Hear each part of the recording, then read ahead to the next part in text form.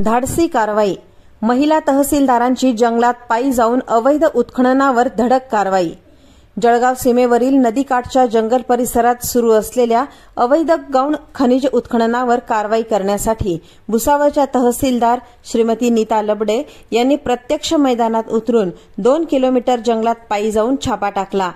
या ठिकाणी जेसीबी आणि डंपरच्या मदतीनं मोठ्या प्रमाणात मुरुम उत्खनन सुरू असल्याची माहिती प्रशासनाला मिळाली होती।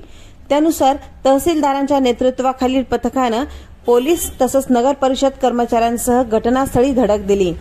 कारवाई दरम्यान काही वाहन चालकांनी जेसीबी आणि डंपर सोडून पळ काढण्याचा प्रयत्न केला। काहींनी मुरुम रस्त्यावरच फेकून वाहनं बाहेर काढण्याचा प्रयत्न देखील केला। मात्र प्रशासनानं त्वरित पुढाकार घेऊन 1 जेसीबी मशीन आणि 7 डंपर वाहनं जप्त केली आहेत। अनेक वाहनं जप्त करून पुढील कारवाईसाठी तहसील कार्यालयात जमा करण्यात आली आहेत। वन विभाग तसंच महसूल प्रशासन यांची संयुक्त तपासणी सुरू आहे।